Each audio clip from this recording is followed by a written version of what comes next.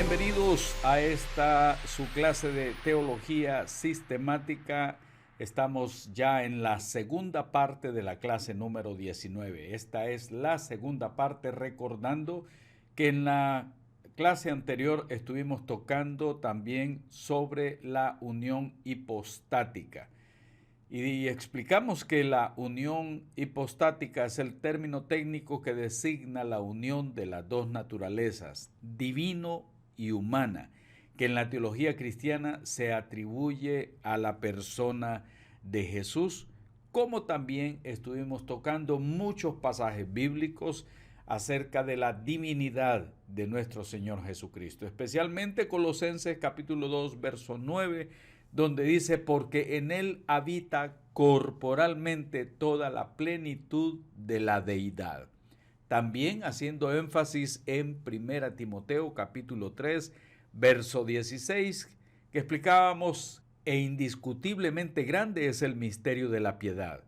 Dios fue manifestado en carne, justificado en el Espíritu, visto de los ángeles, predicado a los gentiles, creído en el mundo, recibido arriba en gloria. En esta ocasión vamos a estar hablando sobre la conciencia de Jesús como Hijo de Dios.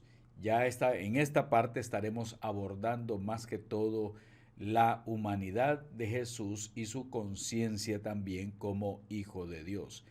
Algunos afirman que esa conciencia estaba desde su niñez, por la respuesta que dio en Lucas capítulo 2 del verso 46 al 50, y otros también continúan discutiendo si no tenía conciencia aún o si tenía conciencia aún, pero veamos lo que dice el pasaje bíblico. Lucas 2, 46 al 50 dice, y aconteció que 3 días después le hallaron en el templo, sentado en medio de los doctores de la ley, oyéndoles y preguntándoles, y todos los que le oían se maravillaban de su inteligencia y de sus respuestas. Cuando le vieron, se sorprendieron, y le dijo su madre, Hijo, ¿por qué nos has hecho así? He aquí tu padre y yo te hemos buscado con angustia. Entonces él les dijo, ¿por qué me buscáis? ¿No sabíais que en los negocios de mi padre me es necesario estar? Mas ellos no entendieron las palabras que les habló. Entonces, algunos todavía están en ese debate si había o no había conciencia mesiánica desde su niñez. Pero vamos a ver entonces, no tanto a quedarnos ahí enfrascados, sino qué pasó después cuando Jesús desarrolla plenamente su ministerio. Jesús es el Hijo de Dios. Jesús mismo revela el misterio de su persona y lo hace principalmente a través de la actitud que adopta frente al Padre. Eso no lo perdamos de vista.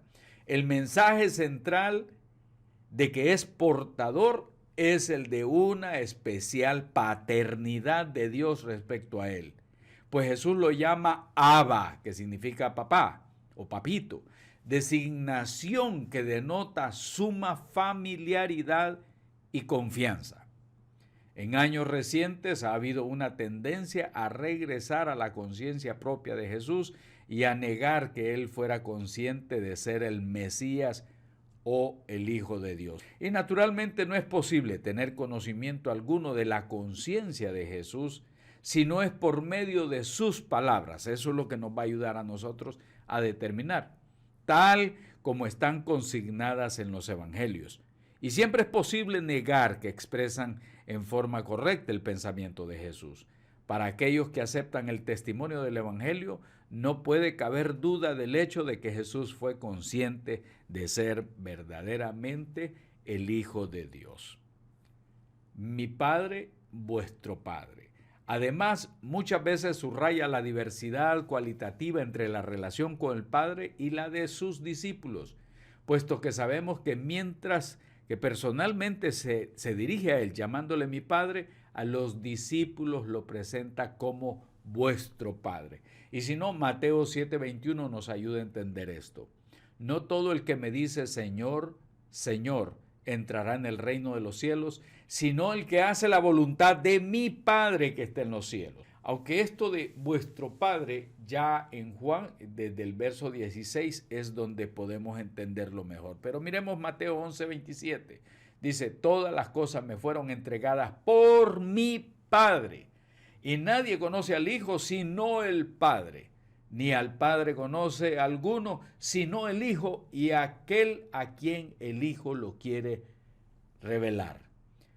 Leía anteriormente Juan, siempre del 16 en adelante, para entenderlo mejor del 16, dice, Jesús le dijo María, volviéndose ella, le dijo Raboni, que quiere decir maestro.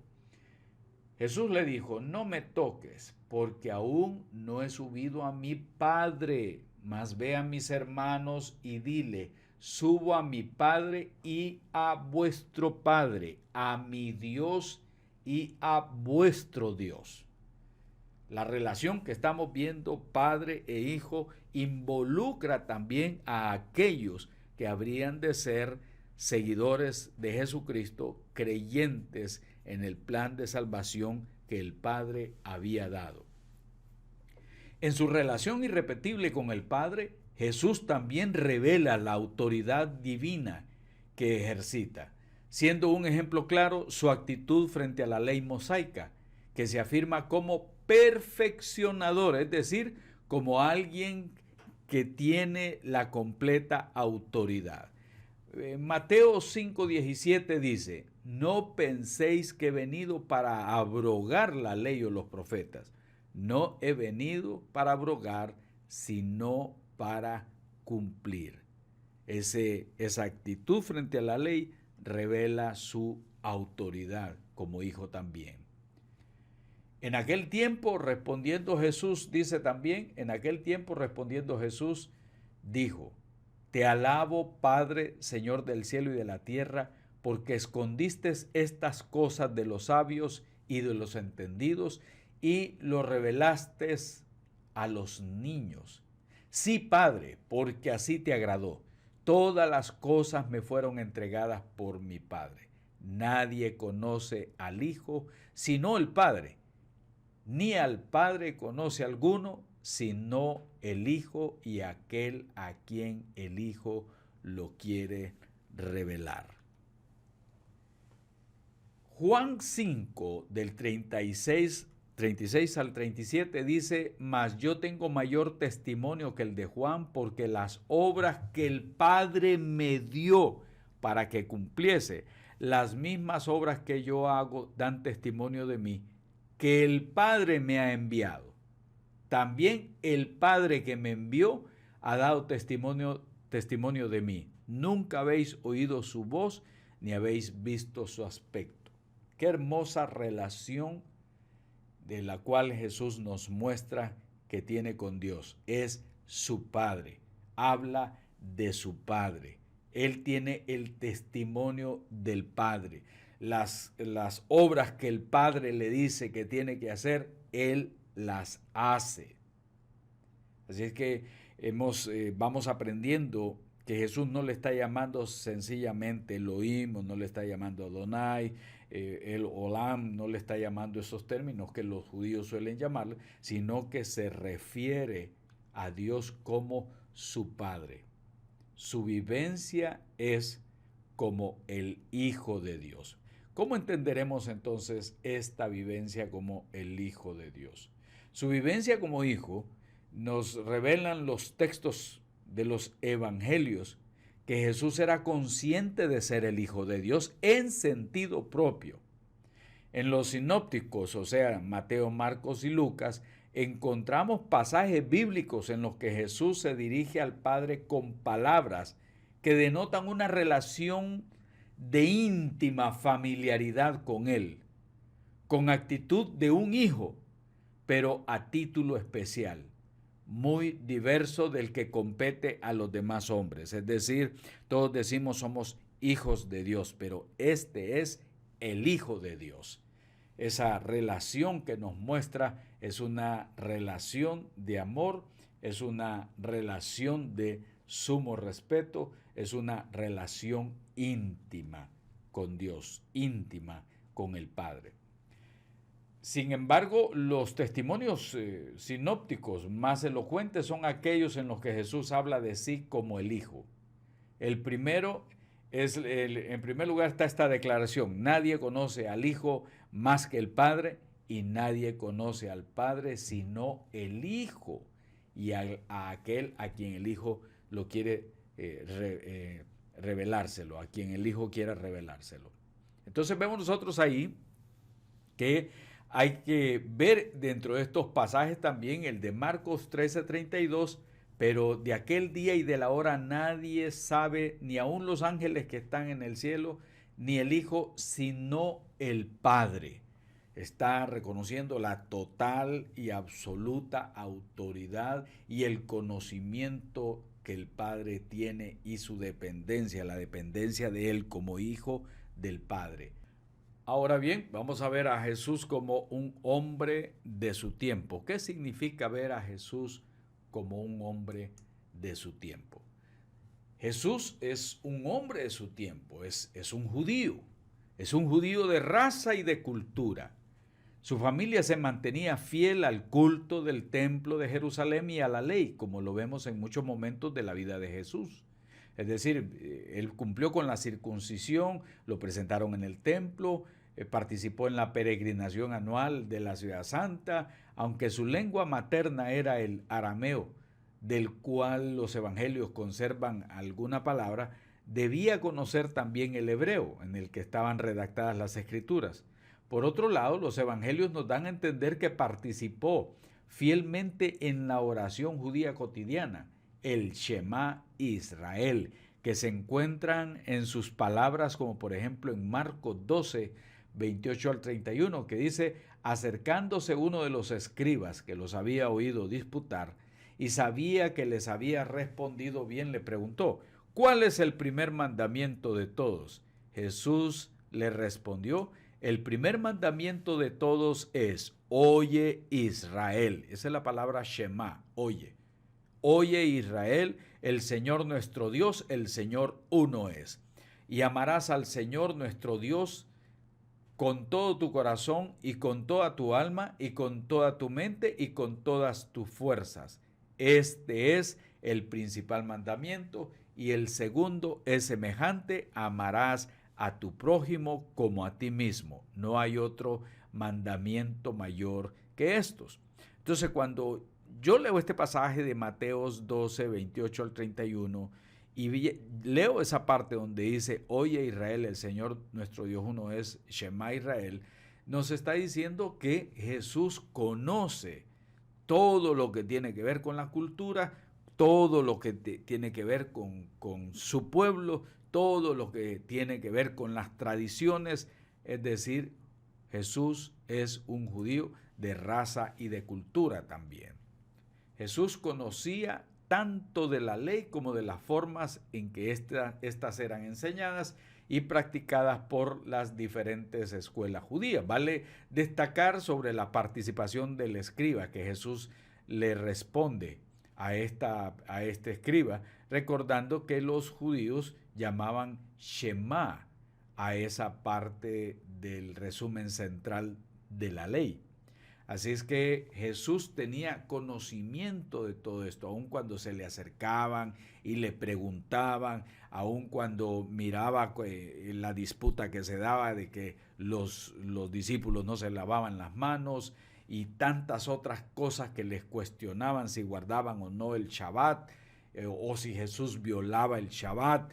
Todas estas situaciones nos dieron a conocer que Jesús conocía todo lo relacionado con su pueblo, con sus tradiciones, con sus creencias, con la fe judía. Ahora bien, hay un aspecto interesante, y es precisamente el aspecto físico de Jesús de Nazaret. En cuanto a ese aspecto físico, los evangelios no nos dan muchas luces. Y desde luego Jesús era un hombre que estaba acostumbrado a la fatiga, pues continuamente estaba viajando y con frecuencia descansaba en el suelo, y durante su pasión demuestra una resistencia no común a la fatiga física y al sufrimiento. Por otra parte, como cualquiera de nosotros, conoce el cansancio y lo vemos nosotros ahí en Juan capítulo 4, versículo 6, que nos dice, y estaba ahí el pozo de Jacob. Entonces Jesús, cansado del camino, se sentó así junto al pozo, que era como la hora sexta. Jesús sabía lo que era entonces, con este pasaje que estamos leyendo, Jesús sabía lo que era el hambre y la sed.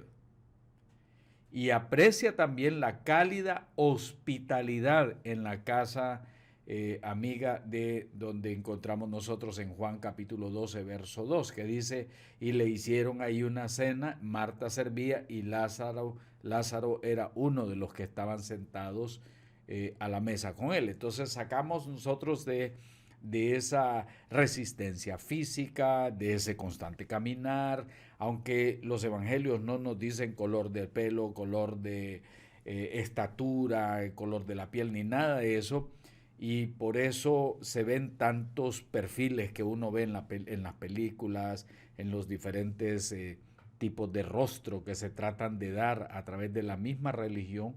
Es imposible, los evangelios no nos lo dicen, pero sí nos dicen acerca de la fuerza, la resistencia que Jesús tenía.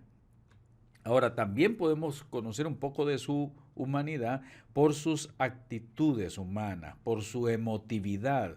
Sus actitudes y las mismas enseñanzas muestran hasta la evidencia o ponen en evidencia su atención, especialmente con los más pobres, con los pecadores. Él mismo reacciona en determinados momentos en una forma afectiva, especialmente también con los niños, como lo dice en Marcos 10, del 13 en adelante, donde nos dice que le presentaban los niños para que los tocase y los discípulos reprendían a los que se los presentaban. Viéndolo Jesús se indignó y les dijo, dejad a los niños venir a mí y no se los impidáis, porque de los tales es el reino de Dios. Así es que aun cuando le habló al joven rico, se nos dice en la escritura que él le amó, debido a que éste había también guardado los mandamientos. Así Jesús lo vemos como un profundo conocedor de las emociones humanas, de las cuales también él ha participado.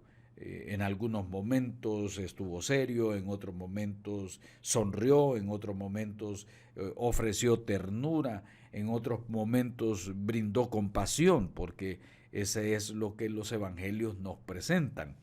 Entonces, en otros pasajes, dentro de estas relaciones humanas de Jesús, nos dicen que él conocía lo que había en el corazón del ser humano. Ya lo dice en Mateo 9, 4, ahí, y conociendo Jesús los pensamientos de ellos, les dijo, ¿por qué caviláis mal en vuestros corazones? Jesús conocía el corazón del ser humano, sabía lo que había en el corazón del ser humano.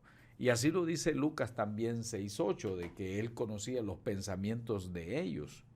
Y como le dijo al hombre que tenía la mano seca, levántate y ponte en medio, y él levantándose se puso en pie. Jesús tenía esa sensibilidad enorme por los más necesitados. Él mostraba esa sensibilidad hacia aquellos que estaban enfermos y se mostró también compasivo y misericordioso con las multitudes hambrientas. Y él mismo decía en Mateo 15:32, llamando a los discípulos, les dijo, tengo compasión de la gente porque ya hace 3 días que están conmigo y no tienen que comer, y enviarlos en ayunas no quiero, no sea que se desmayen en el camino. Qué sensibilidad en este caso y consideración también. También tuvo reacciones de enojos en la condena de quienes no hayan ayudado a los pobres, a los que sufren, como vemos nosotros en Mateo 7, el 22 al 23, donde él reclamaba, muchos me dirán en aquel día, Señor, Señor, no profetizamos en tu nombre, y en tu nombre echamos fuera demonios, y en tu nombre hicimos muchos milagros, y entonces les declararé, nunca os conocí, apartaos de mí, hacedores de maldad. Ese celo ardiente por las cosas de su padre, esa vibrante intervención de celo al ver el templo transformado en cueva de ladrones, donde nosotros vemos en el Evangelio según San Juan, capítulo 2, del 13 al 16, que dice, estaba cerca la Pascua de los judíos y subió Jesús a Jerusalén y halló en el templo los que vendían bueyes, ovejas, palomas y a los cambistas ahí sentados. Y haciendo un azote de cuerdas, echó fuera del templo a todos. Y las ovejas, los bueyes, esparció las monedas de los cambistas, volcó las mesas y dijo a los que vendían palomas, quitad de aquí esto y no hagáis de la casa de mi padre casa de mercado. Y también dicen cueva de ladrones. Entonces vemos nosotros acá esas explosiones de parte del carácter de parte del maestro, dándonos a conocer de esa manera que el verbo que se hizo carne y que habitó entre nosotros dio también a dar a conocer sus emociones como ser humano. También los textos de los evangelios nos ofrecen noticias suficientes sobre el ambiente familiar y social en el que creció el maestro. De él se conoce su lugar de origen, su madre y al que todos tenían por padre, y también tenemos conocimiento sobre sus parientes, como cualquiera de nosotros. Se desarrolló física, intelectual y religiosamente.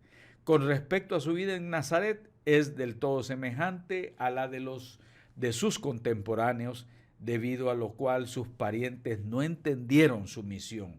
Al principio de su vida pública, cuando él estaba haciendo los milagros y todo eso, lo tenían a él como por loco. Marcos 3:21 dice, cuando lo oyeron los suyos, vinieron para prenderle porque decían, está fuera de sí. Y dice Juan 7:5, porque ni aun sus hermanos creían en él. Entre otras cosas, sabemos que su predicación en Nazaret no obtuvo ningún resultado apreciable, tal como lo dice Mateo 13, del 57 al 58, y se escandalizaban de él, pero Jesús les dijo, no hay profeta sin honra, sino en su propia tierra y en su casa. Y no hizo ahí muchos milagros a causa de la incredulidad que había en ellos. Ahora bien, vamos a hablar un poquito sobre la humanidad inmaculada del Señor Jesucristo. Es decir, cuando decimos inmaculada, estamos hablando sin mancha. Atribuimos, y los mismos evangelios atribuyen a Cristo no solamente una perfección natural, sino también una perfección moral. A Jesús se le conoció como un maestro íntegro de una perfección moral intachable. Es decir, había en él impecabilidad. Esto significa no solo que Cristo pudo evitar el pecado y que verdaderamente lo evitó, sino que también era para él imposible cometer el pecado debido a la unión esencial entre sus naturalezas, tanto humana como divina. Y la Biblia testifica claramente de esa impecabilidad en los pasajes siguientes. En Lucas 1:35 dice, respondiendo el ángel le dijo, el Espíritu Santo vendrá sobre ti y el poder del Altísimo te cubrirá con su sombra, por lo cual también el santo ser que nacerá será llamado Hijo de Dios. El santo ser que nacerá. Y 2 Corintios 5:21 dice, 2 Corintios, al que no conoció pecado, por nosotros lo hizo pecado, para que nosotros fuésemos hechos justicia de Dios en él. O como dice Hebreos 4:15, porque no tenemos un sumo sacerdote que no pueda compadecerse de nuestras debilidades, sino uno que fue tentado en todo, según nuestra semejanza, pero sin pecado. Y ahí mismo en el 9:14 dice, cuanto más la sangre de Cristo, el cual mediante el Espíritu Eterno se ofreció a sí mismo sin mancha a Dios, limpiará vuestras conciencias de obras muertas para que sirváis al Dios vivo. En 1 de Juan 3:5, que vamos a ver también un poco más adelante, dice, y sabéis que Él apareció para quitar nuestros pecados y no hay pecado en Él, no hay. O primera de Pedro 2:22 dice, el cual no hizo pecado ni se halló engaño en su boca, sino que cuando le maldecían no respondía con maldición. Cuando padecía no amenazaba, sino encomendaba la causa al que juzga justamente. La Escritura hasta lo presenta como el único en quien el hombre ideal está cumplido. Hebreos 2, del 8 al 9 dice, todo lo sujetaste bajo sus pies, porque en cuanto le sujetó todas las cosas, nada dejó que no sea sujeto a él, pero todavía no vemos que todas las cosas le sean sujetas, pero vemos a aquel que fue hecho un poco menor que los ángeles, a Jesús coronado de gloria y de honra a causa del padecimiento de la muerte, para que por la gracia de Dios gustase la muerte de todos. En 1 Corintios 15:45, repito, dice, así también está escrito, fue hecho el primer hombre Adán, alma viviente, y el postrer Adán, o sea Jesús, espíritu vivificante. Significa que está hablando de su integridad como hijo de Dios, como hijo del hombre. Hay necesidad de entender esta humanidad y que necesitábamos nosotros también un Salvador que nos comprendiera, que nos entendiera, que conociera las emociones, que supiera de la tristeza, de la angustia en que el ser humano cae. Estábamos necesitando de un Salvador que pudiera entender nuestra causa para que abogara por nosotros y pudiéramos salir adelante, pudiéramos salir victoriosos, porque el hombre en sí ha pecado, el ser humano ha pecado, y es necesario que el castigo entonces lo reciba el ser humano. Además, la paga del castigo envolvía el sufrimiento del cuerpo y del alma, en tal forma que solo el hombre es capaz de sufrirlo. Juan 12:27 dice, ahora está turbada mi alma, ¿y qué diré? Padre, sálvame de esta hora, mas para esto he llegado a esta hora. Jesús entendía la carga, la pesadez, el nerviosismo, el estrés, el desconsuelo, el descontento, la ira. Jesús llegó a conocer como hombre todas estas emociones y necesitábamos nosotros un Salvador que comprendiera nuestros dolores, nuestros problemas, nuestras situaciones, porque Él en su cuerpo también cargó con nuestras culpas.